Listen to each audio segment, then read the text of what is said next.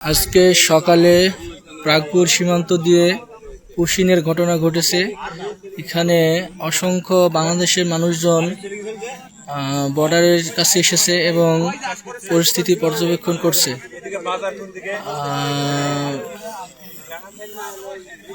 এই যে এই পাশটাই ভারত এবং এইখানে কিছু অনুপ্রবেশকারী অবস্থান করছে।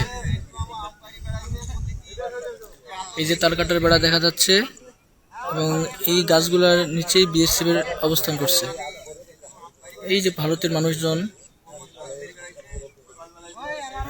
আমরা অসংখ্য এখানে বিজিবি এবং বাংলাদেশের মানুষজন আছে। বর্ডারের পরিস্থিতি কিছুটা উত্তপ্ত এখন।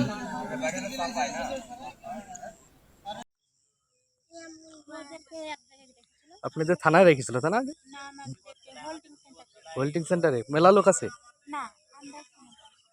কজন? তো পাঁচজন। তারপর হ্যাঁ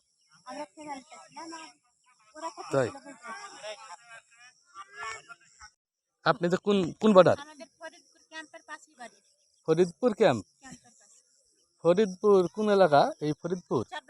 হ্যাঁ, ও ফরিদপুর জেলা, এই চাপাই। ও বিজিবি ক্যাম্প। তাই আপনি যে অরিজিনাল বাড়ি চাপাই? জেলা চাপাই তাই না? সব এক একজনের বাড়ি বিভিন্ন এক এক জায়গায় তাই না ভাই? আপনার বাড়ি কোথায় ভাই? সামনে কথা না, জেলা জেলা। হ্যাঁ, সাতক্ষীরা। আর ওনার বাড়ি? হ্যাঁ, রামপাল থানা আছে, জেলা খুলনা। আপনারা কজন আছেন?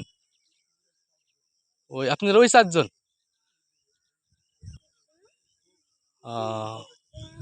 ছেলে নি তাই না? আপনারা কতদিন আগে গেছেন?